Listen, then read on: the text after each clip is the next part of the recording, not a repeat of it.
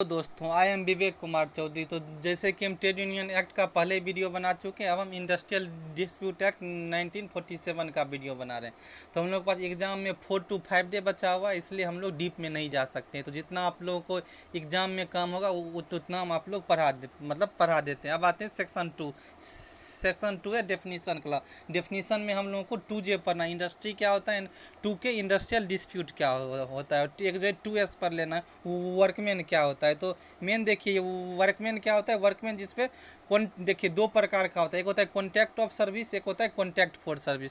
Contract of service क्या होता है, मतलब कंट्रोल एंड सुपरविजन दोनों हो, and contract for service control and supervision नहीं होता है। इसे एग्जांपल ले लीजिए, जैसे मान लीजिए कोई प्यून है, चपरासी है, तो वो क्या आएगा, कॉन्ट्रैक्ट ऑफ सर्विस में आएगा। कैसे, क्योंकि प्यून से आप बोलेंगे जाओ फोटो स्टेट करा के लाओ, मेरे लिए पानी ले आओ, यहाँ थोड़ा झाड़ू भी मार दो, पीआईसी साहब कह सकते हैं, तो वो क्या आ जाएगा, उसको हम वर्कमैन मान लेंगे। बट मान लीजिए जो मतलब टीचर है, मान लीजिए किसी को भी हमें ही मान लीजिए अन अकेडमी हायर कर ले, तो मतलब उसके बाद क्या होगा, अन अकेडमी मेरे से कॉन्टैक्ट बनाएगा। कॉन्टैक्ट बनाएगा तो सिर्फ वो ये बताता है आप जो इतनी तक मेरे कोचिंग में पढ़ाओगे। जैसे अभी अवध ओझा सर को, जो कि यूपीएससी के एक स्टार टीचर हैं, उनको अन अकेडमी ने हायर किया है। तो कहीं ना कहीं सिर्फ अवध ओझा सर वहाँ जाके पढ़ाएंगे, ये नहीं बोल सकता है ये अन अकेडमी वाला अवध ओझा सर को जाइए आप थोड़ा फोटो स्टेट भी करा लीजिए या मेरा ये काम कर लीजिए, नहीं। क्यों, क्योंकि सुपरविजन एंड कंट्रोल नहीं है, तो वो किस पे आ जाएंगे, कॉन्ट्रैक्ट फॉर सर्विस। इसलिए जो है टीचर को वर्कमैन नहीं माना गया है। तो कॉन्ट्रैक्ट ऑफ सर्विस जिसका होगा उसको वर्कमैन मानेंगे, जो कॉन्ट्रैक्ट फॉर सर्विस में आएगा उसे वर्कमैन नहीं मानेंगे। तो जो वर्कमैन होता है उसे कई प्रकार का मतलब सुविधा मिलता है, जैसे उसको अगर कंपनी हटाएगी तो एक प्रोसीजर होता है, उसको जो रिट्रेसमेंट करेगी तो उसको कंपनसेशन देना पड़ेगा। तो इसलिए सब वर्कमैन बनना चाहते हैं, और जो इंडस्ट्री होता है वो चाहता है इसको वर्कमैन नहीं रहने दे। क्योंकि उसे हटा देगा तो फिर रिट्रेसमेंट नहीं देना पड़ेगा, प्रोसीजर नहीं फॉलो करना पड़ेगा। तो बस डेफिनीसन में हम लोग को इतना ही पढ़ लेना है। इसके बाद देखिए इस पर एक केस काफ़ी इंपॉर्टेंट आया था, बंगलोर वाटर सप्लाई केस, ये 1978 में आया था। तो इसमें जो है इंडस्ट्री क्या होता है, इसके लिए सुप्रीम कोर्ट ने 3 चीज़ बताया जो क्या होना चाहिए। किसी इंडस्ट्री होने के लिए सबसे पहले तो वहाँ मतलब सिस्टमेटिक एक्टिविटी होना चाहिए, उसके बाद एम्प्लॉयर एंड एम्प्लॉय में कोऑपरेशन होना चाहिए, और वहाँ जो प्रोडक्शन ऑफ गुड्स होना चाहिए। मतलब ये 3 चीज़ होगा तो उसे इंडस्ट्री मान लेंगे, चाहे प्रॉफिट हो चाहे नहीं हो। कोई अगर मान लीजिए चैरिटेबल नेचर का इंडस्ट्री चला रहा है तो उसको भी इंडस्ट्री मानेंगे। तो इंडस्ट्रियल डिस्प्यूट एक्ट में जो बंगलोर वाटर सप्लाई केस था, इसमें कहीं ना कहीं इंडस्ट्री के लिए 3 चीज़ होना चाहिए। सिस्टमेटिक मतलब एक मतलब सिस्टम हो, जो इतने से इतने तक काम होता है, इतना सैलरी मिलता है, मतलब एक सिस्टम से काम होना चाहिए। उसमें वर्कमैन होना चाहिए, मैनेजर होना चाहिए, सुपरवाइजर होना चाहिए, कोऑपरेशन एम्प्लॉयर एम्प्लॉय के बीच होना चाहिए, जो कोई एक डिजायर गोल है दोनों के बीच, मतलब एक कोऑपरेशन है। उसके बाद वहाँ कहीं ना कहीं कुछ प्रोटेक्शन होना चाहिए। तो ये बैंगलोर वाटर सप्लाई में बोला गया था। अब हम आ जाते हैं, कुछ और इम्पोर्टेंट चीज़ देख लेते हैं। अब आ जाइए आप लोग जो हम बताए थे 22 पे, तो 22 हम लोगों को पढ़ लेना है। मतलब कोई भी स्ट्राइक होता है, स्ट्राइक के लिए कुछ मतलब प्रोसीजर है, या मतलब लॉकआउट है तो लॉकआउट के लिए प्रोसीजर है। क्या है प्रोसीजर, तो आपको 6 वीक का एडवांस नोटिस देना होगा। उसके बाद कहीं ना कहीं नोटिस देने के बाद 14 डे के बाद, 6 वीक के बाद 14 डे जो है एम्प्लॉयर को टाइम देना होगा। जो भाई अगर कोई मतलब डिस्प्यूट है तो उसे दूर करने के लिए टाइम देना पड़ेगा। उसके बाद आप स्ट्राइक पे जाएंगे। अगर आप उससे पहले स्ट्राइक पे गए तो आपको इलीगल स्ट्राइक है, और आपको कहीं ना कहीं वो नहीं मिलेगा, कहीं ना कहीं आपको रुपये नहीं मिलेगा, पे नहीं मिलेगा। और कहीं ना कहीं जैसे कहीं ना कहीं अगर वो चाहेगी तो आपको ये इलीगल स्ट्राइक के लिए आपका सैलरी वैलरी भी एम्प्लॉयर जो आपका ओनर है वो काट सकता है। ऐसे ही देखिए ये 4 चीज़ पहले समझ जो एग्जाम में भी आता है, स्ट्राइक, लॉकआउट, उसके बाद ले ऑफ एंड रिट्रेसमेंट, ये काफ़ी इंपॉर्टेंट है। तो मतलब स्ट्राइक क्या होता है, तो स्ट्राइक जो एम्प्लॉय जो मतलब लेबर है उसका अगर मांग जैसे है, उसका वर्किंग आवर है, उसका सैलरी नहीं बढ़ रहा है, या मान लीजिए वहाँ मतलब ज़्यादा जो सुरक्षा गार्ड नहीं है, मतलब सुरक्षा मतलब सेफ्टी उपकरण नहीं है तो वो स्ट्राइक कर सकता है। तो स्ट्राइक क्या होगा, लेबर के हाथ में एक वेपन है। तो लॉकआउट क्या होता है, लॉकआउट होता है एम्प्लॉयर के हक में, मतलब जो मास्टर होता है, जो ओनर होता है, वो अगर देखेगा जो अरे ये सब सही से काम नहीं कर रहा है, बार बार काम को डिस्टर्ब कर रहा है, तो ये जो ओनर है, एम्प्लॉयर है, वो लॉकआउट कर देता है, जो जाओ भाई कंपनी बंद रहेगी इतने दिन। तो लॉकआउट किसके पक्ष में है, एम्प्लॉयर के पक्ष में, मतलब वो है। लेकिन जो 22 में प्रोसीजर दिया गया, तो लॉकआउट क्या स्ट्राइक करने से पहले कहीं ना कहीं एक प्रोसीजर फॉलो करना पड़ेगा, प्रोसीजर नहीं फॉलो करेगा तो स्ट्राइक एंड लॉकआउट वो जो है इलीगल होगा।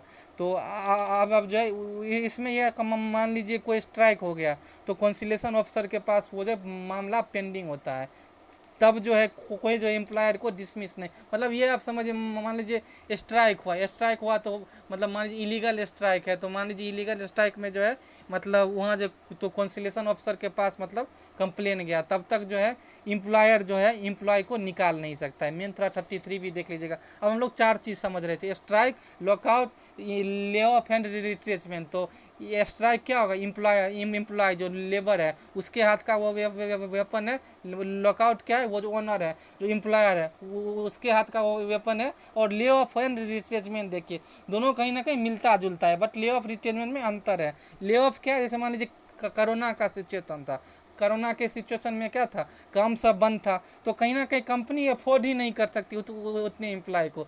भाई सारा मतलब पूरे बंद है, कहीं ना कहीं कोई निकल नहीं सकता है, तो कहीं ना कहीं कंपनी जो है कहाँ से अफोर्ड करेगी। तो ये टेम्प्रोरी बेसिस पे होता है। तो कंपनी ने क्या किया, कई एम्प्लॉय को ले ऑफ कर दिया, मतलब ले ऑफ कर दिया। और फिर ये जो ले ऑफ क्या होता है, टेम्प्रोरी बेसिस पे होता है। कोरोना ख़त्म हो गई, फिर जो है सभी एम्प्लॉय को बुला लिया गया। तो ले ऑफ क्या होता है, मतलब टेम्प्रोरी बेसिस। बट रिट्रेचमेंट क्या होता है, वो परमानेंट बेसिस पे होता है। कैसे मान लीजिए बहुत ज़्यादा जो है सरप्लस उसके बाद हो गया वर लेबर, मतलब सरप्लस एम्प्लॉय हो गया, तो क्या करेगा वो, परमानेंट ही कुछ एम्प्लॉय को हटा देगा। तो मतलब ये होता है रिट्रेचमेंट। तो रिट्रेचमेंट ले ऑफ में मेन क्या डिफरेंस है, ले ऑफ क्या होता है टेम्प्रोरी बेसिस पे, और रिट्रेचमेंट क्या होता है परमानेंट बेसिस पे। बट इसका कुछ रूल है, ऐसे आप नहीं किसी को रिट्रेच कर दीजिएगा और ले ऑफ कर दीजिएगा।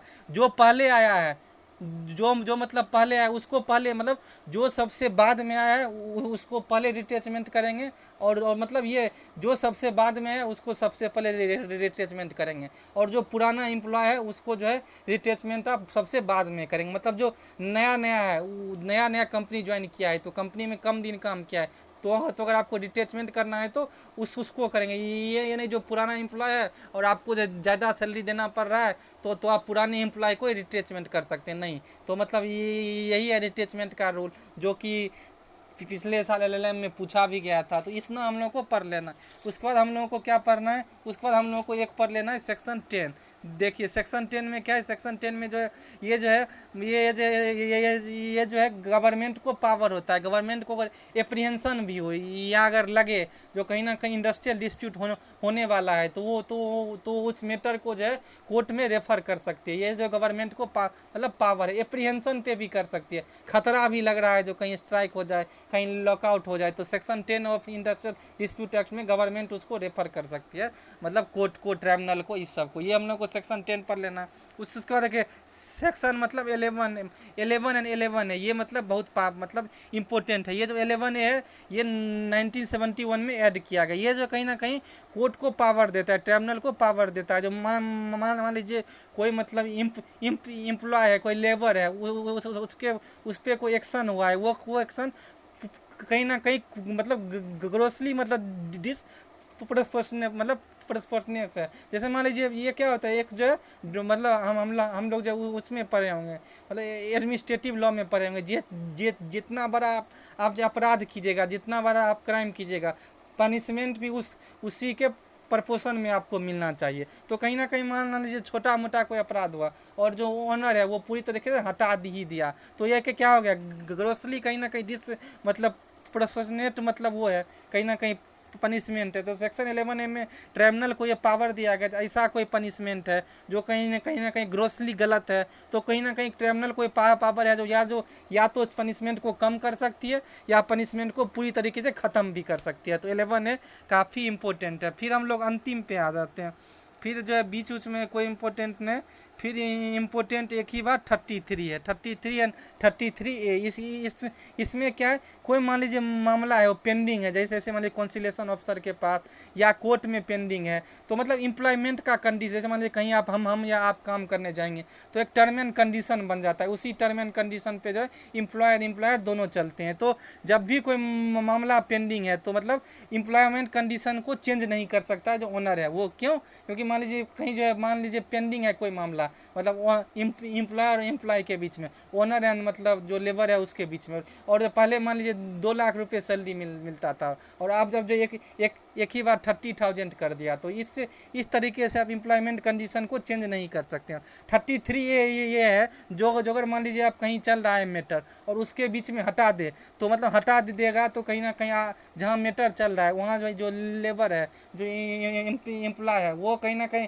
कंप्लेन करेगा, और कहीं ना कहीं इस पर 2-3 केस है, तो उस केस का हम सब पहले गिस्ट बता देते हैं। एम्प्लॉयर अगर हटाएगा तो उसे सब्स्टिटेंट अलाउंस देना पड़ेगा, मतलब जिसको बोलते हैं सस्पेंशन अलाउंस, सब्स्टिटेंस अलाउंस, सस्पेंशन मतलब सस्पेंशन अलाउंस, जिसको हम बोल सकते हैं मिनिमम अलाउंस टू मतलब सस्टेन करने के लिए। क्यों? क्योंकि हमारे जो एम्प्लॉय है, लेबर है, वो जो है कहाँ से सस्टेन करेगा, कोर्ट में केस भी चल रहा है, अगर आप उसको हटा दीजिएगा तो आपको कहीं ना कहीं वो जितना सर्वाइव कर पाए, जितना वो केस लड़ पाए कोर्ट में, उतना आपको रुपये उसको बैठे बैठे देना पड़ेगा। क्यों ये बनाया गया प्रोविज़न? क्योंकि आप किसी को हटा नहीं सकते हैं। अगर काम कर रहा है तब तो आप दे ही रहो पैसे, कोई हटाए तो भाई उसको बैठा के पैसा दो, मतलब काम भी नहीं कर रहा है तब भी आपको सस्पेंशन अलाउंस, सब्स्टिटेंस अलाउंस देना पड़ेगा, जो मिनिमम अलाउंस टू सब्स्टिटेंस पे है। ये क्या, एम्प्लॉय को बचाने के लिए, मतलब एम्प्लॉय को कोई एम्प्लॉयर ऐसे नहीं हटा दे, बिना मतलब का नहीं हटा दे, तो इसके लिए ये मतलब दिया गया है। तो बस इतना हम लोग को इंडस्ट्रियल डिस्प्यूट एक्ट में पढ़ लेना है।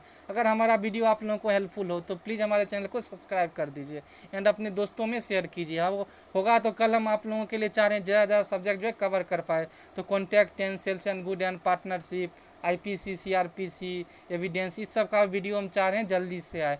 तो बस आप लोग साथ दीजिए एंड देखिए फ्री ऑफ कॉस्ट सारा मतलब वो दे रहे हैं, कोई मतलब वो भी नहीं है, जितना हेल्प हो रहा है, हमें भी LLM का एग्ज़ाम देना है बट आप लोगों की हेल्प कर रहे हैं, तो इतना तो कर ही सकते हैं। हमारे चैनल को प्लीज़ सब्सक्राइब कर दीजिए। Thank you guys.